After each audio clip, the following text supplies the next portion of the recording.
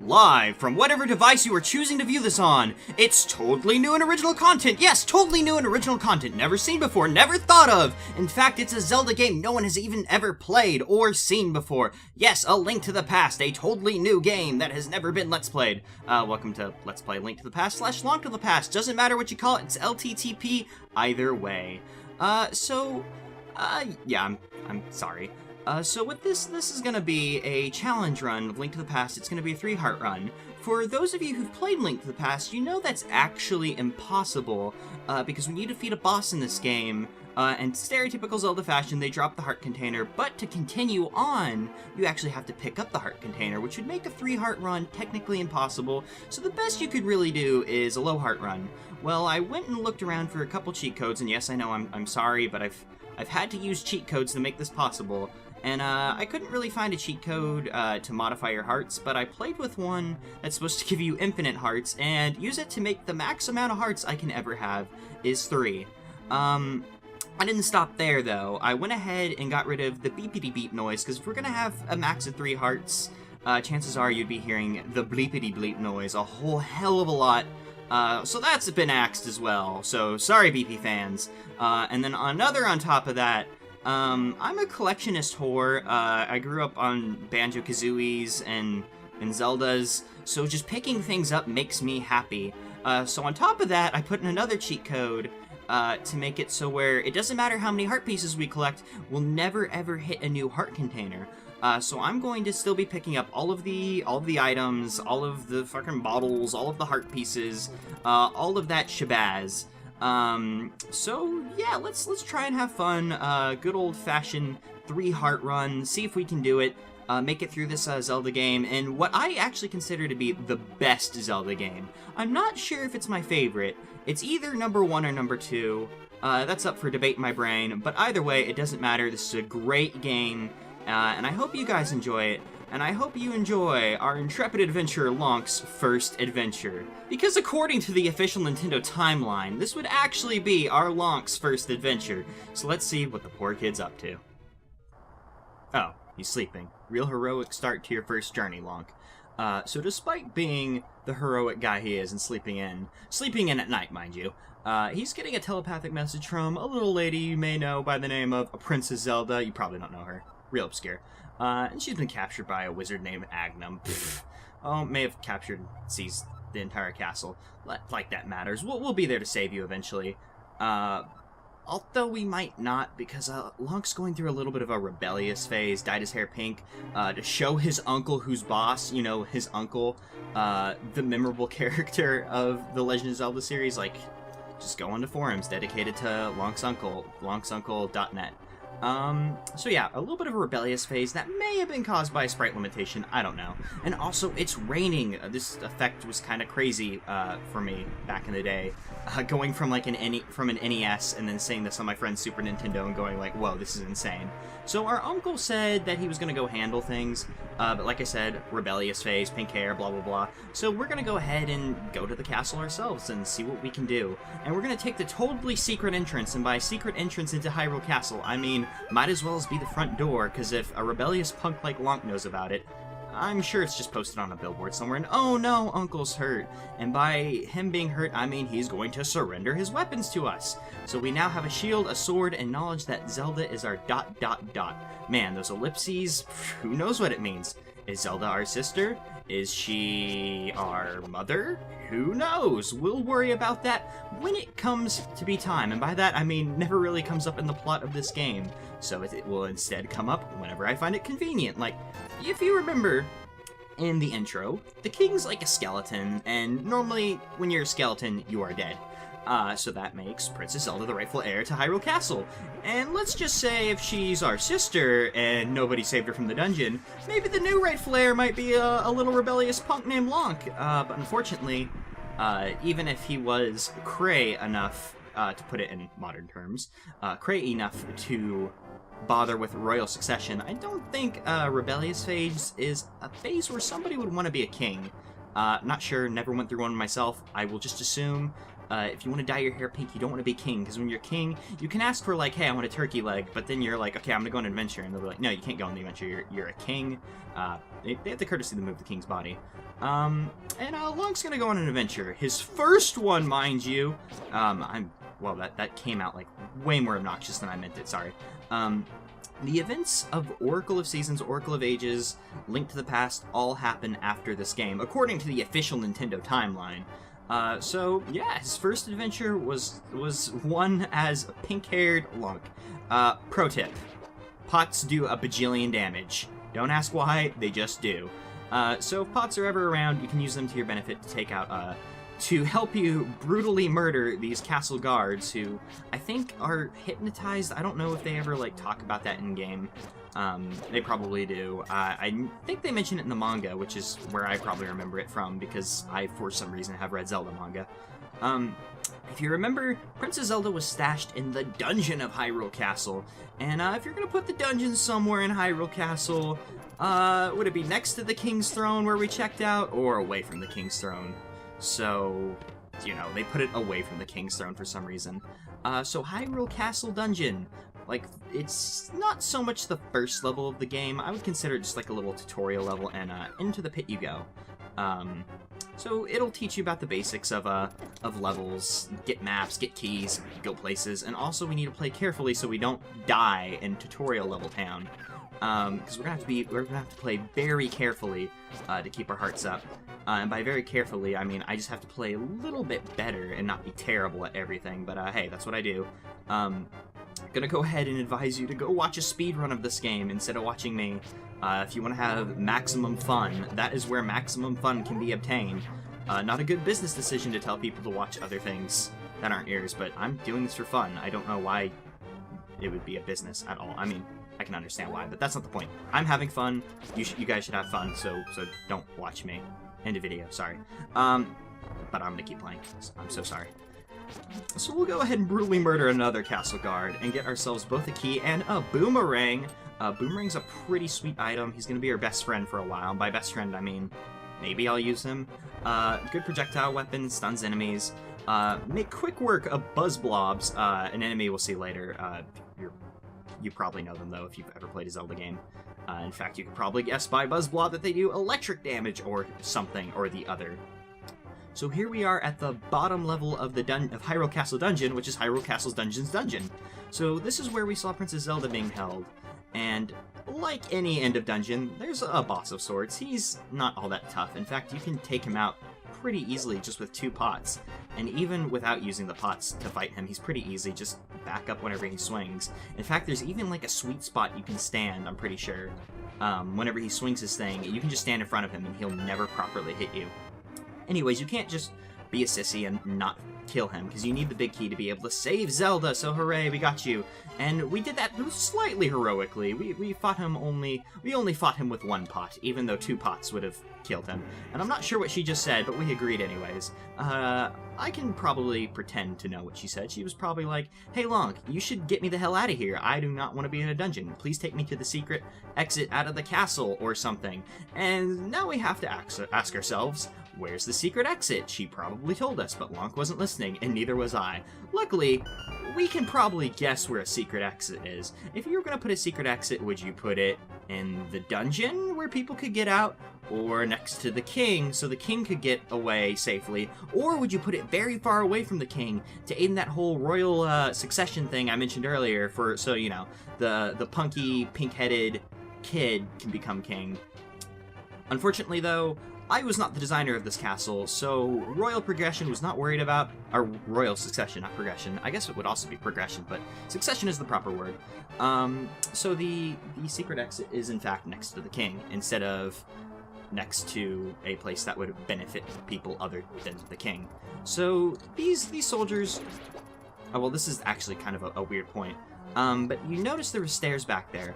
If I climbed up those stairs and threw that pot down, and even if I hit, like, you clearly saw the sprite hit the soldier castle guard guy. Here, maybe I'll show you like this. Oh, is there not? Oh, here it is. Okay. If I walk up here, I can now Like, they can't get up those stairs for whatever reason. But even if I threw, like, a bomb down whenever we had bombs, some sort of projectile, I would not be able to hurt the soldier because they are on a completely different layer. Or at least I'm pretty sure that's the case. See, it doesn't hurt them. Because since they're on a different layer, we can't hurt them. And if you would have noticed, when we were fighting that castle guard, Zelda was just kind of standing in the middle of us, watching us duke it out.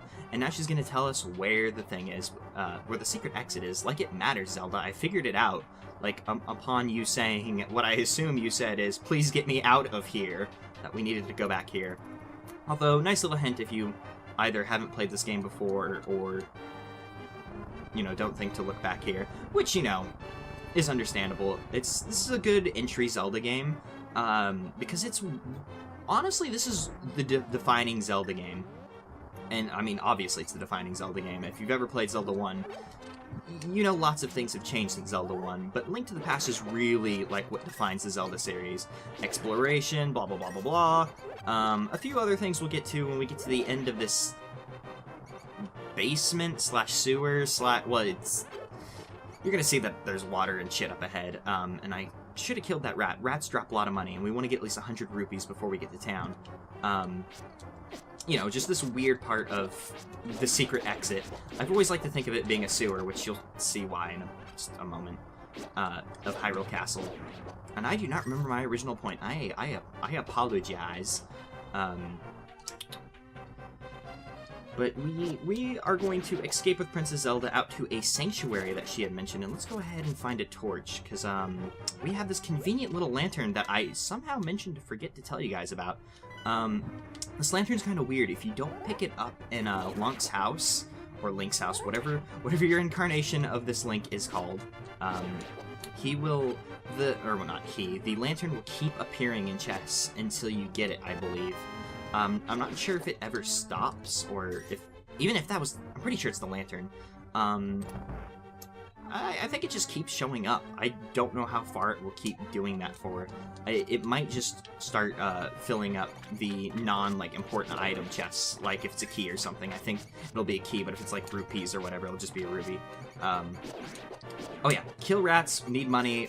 They sometimes drop big red rubies, which, well, I guess they're not big, but they're worth 20 rupees, which really helps us get along, because we have 51 rubies, we want to have 100 as soon as possible, so we're halfway there.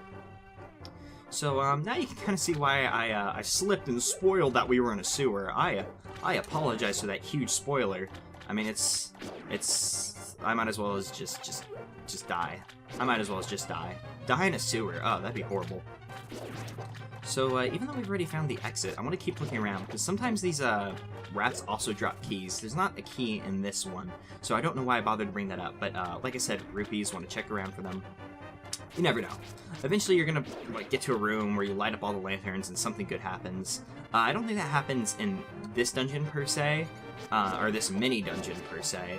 But, you know, you want to pay attention. And there was the rat with the key that I was thinking about, and accidentally also spoiled for you. I'm so sorry. Oh, I remember my original point, defining Zelda game. I completely derailed that thought. I apologize so much. Yeah, this is really the defining Zelda game. We'll see a little bit more later, but there's a lot of songs in this game that, you know, pop up in later Zelda games, like Zelda's theme. I believe that this was the first game that it appeared in. A lot of motifs and themes which we are about to experience firsthand, or at least be told about. Being told about is kind of like an experience, because we're at the end of the sewer slash secret exit slash question mark. Not as hard of a question mark as a windmill, but you know. So, if we can just kill one more rat, we might have enough rupees if he just drops a 1, or he could drop a 5. That's perfectly fine. We have enough rupees. So I can stop thinking about rupees, stop saying rupees, and eventually I'm going to start saying rubies again, even though I think rupees is the proper thing, because there's peas in there. But, you know, I'm a big dummy. So we have to pull one of these levers, and one of these levers is wrong, one of the levers is right. And since we have enough money, we're not going to bother about the other one, but the other one would drop this ropes on you, which are the name of the snakes. So here we are at the sanctuary, or the church, whatever you wish to call it. Check with your localization team to find out the correct name. So, he's going to tell us about Agnum's plan that he wanted to kidnap all of the descendants of the 7 wise men to go ahead and, like, do something evil. And he's going to tell us that we're going to need 3 magical pendants to get the Master Sword. That was the Zelda themes I was talking about. 3 good items, get Master Sword, everything good happen. And I hope I hit yes, but I don't think I think I just accidentally hit down because I was excited to run. Okay, like I had mentioned with the 3 heart run thing, I'm going to be picking up heart pieces, heart containers from the bosses because I have to. In this chest is a heart container, not a heart piece. By picking it up, you will go up to 4 hearts. I'm not going to pick it up because I've found it to be pretty glitchy for some reason with how much your hearts increase, so I'm just going to ignore it completely. Sometimes there will be graphical glitches with my hearts. I assure you my hearts will never increase above 3. Sometimes it might look like I have 2 after I pick up a heart container. It'll be rectified upon picking up health. So bear with me if sometimes my heart health bar thing looks a little wonky. I couldn't think of a better way to do a 3 heart run without cheats. So if any of you have any suggestions, I would actually love to hear them. Because I'm a big stupid, as I have previously said. Please go watch a speedrun. It'll be much more fun, I promise you. So before we head off to the dungeon or whatever, you'll see on the map that there's a big X in a big town-looking thing, Kakariko Village. I believe it's its first appearance. It might have appeared in Zelda 2. I cannot remember because Zelda 2 is kind of a bad game. Like it's not a terribly bad game, but it has like really bad difficulty balance because it wouldn't be super hard if it was a bit more fair in how it was designed. Like a game like Ghouls and Goblins or Ghosts and Goblins. I can never remember which one's the right one because I think they're both the correct one somewhere. And Castlevania, like those games are fucking hard, but they at least feel fair in how they're balanced. Like that game's just bullshit, and I don't want to talk to you. So we got our first heart piece. You'll notice that I think it said I had to. I wasn't really paying attention. The way I handled heart pieces, because I want to collect all the heart pieces, but I never want to get more than 3 hearts, is I've set a cheat to make it permanently think I have 1 heart piece, so it'll never, hit 4 and give me a bunch of hearts. Which I think kind of fits with the whole rebellion theme. Long thinks he's a super hard badass, so he's gonna be like, brass balls and Link to the Past by, like, never increasing his health. And also we picked up a piece of rotten fruit, because I assume that's a thing that rebellious teenagers want. Another thing rebellious teenagers want is a Master Sword, but it's totally fake, because, we don't have 3 good things, and why the hell would it just be sitting around? Although the Master Sword is in the Lost Woods, because those are the Lost Woods. Returning themes and stuff, yeah. But we can't get to it yet. Also, these lumberjacks always stuck out in my mind for some reason. They're not terribly important. They hint at that there's something weird with that tree, which we'll bother with it later. But nothing really going on with them right now. But for some reason, they always stuck out. They just seem like so much more important than they actually are. I don't know if that's weird to say, but I don't know. They always just felt more important than they actually are. So this is a buzz blob. If you attack it normally, if you run into it, hit it with your sword, it'll shock you. Hit it with your boomerang first, and it stuns it. So just be sure to go after those guys with projectile weapons of some sort. And actually, I don't want to go that way. I want to go this way. This way would be much better to go to get to town. So we'll just go ahead and we'll leave you without a friend. That's fine. You can chase us all you want. So here we are in Kakariko Village, and the X would lead us into this building, but you want to check this sign to let you know you're a wanted man!